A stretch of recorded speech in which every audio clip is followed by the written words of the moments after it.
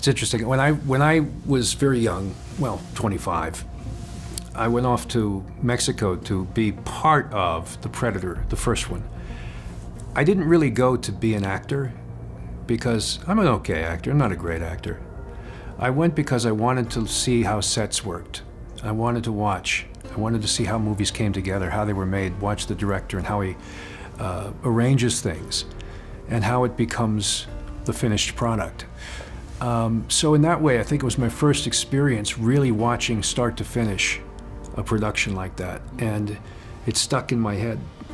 And John's so talented, and the way he would play with the camera is something I never forgot. So different influences like Dick Donner, John McTiernan, James L. Brooks. I mean, these guys were my mentors, and they helped me enormously. So now here comes The Predator, 2018, and I just thought back to how special the experience was when I was such a kid and so enthusiastic and young. And I wanted to go back to that energy. So if we did something right, I hope it is the group of guys. Because my goal was to establish, not just guys, there's a woman and a little boy as well, the protagonist. If we could find a group that has the sense of camaraderie and fun and that is relatable and memorable like that first group, Jesse Ventura, Sonny Landham, Bill Duke, you know, Richard Chavez, those guys. That was something I wanted to do, is honor that first movie by getting together a really great group of actors. Well, one of the differences from the first Predator is that this group is, I think, a little more, they're less slick. They're not super soldiers. They're not the kind of product of an 80s mentality with a lot of one-liners and big muscles and fancy guns. We wanted a group that was so misfits, you know, and that's a big difference.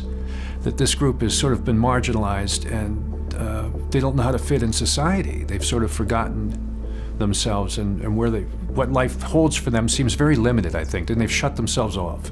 And I wanted that group to go against the Predator, to have to open up.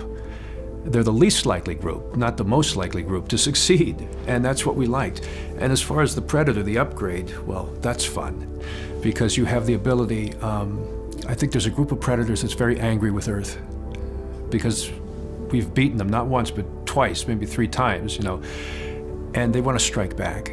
And so I think they weren't above cheating. In the same way that an athlete will take steroids, well, what do the Predators do? They have the steroids, they have the survival DNA of all the different great species they've hunted, and they can use them to devise this ultimate assassin predator. And there are other predators, by the way, might not like that very much. They think that's dishonorable, but it still makes for one really badass predator that they can send to strike back at Earth. I do feel like we should satisfy the fans, but here's the interesting part to me. That includes me, I'm a fan.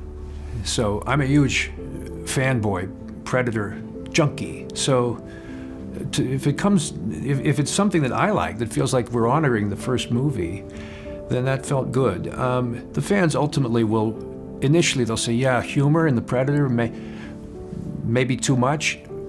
The first Predator had a lot of humor in it. I hope when they see this, they'll react and like it, because I think we've balanced it very well. I might say the same thing, not having seen the film. I don't like that idea, too much humor. See the film. See the film and see if in fact we haven't balanced it just right. Creo que sabe lo que hay en la nave. Los depredadores supremos.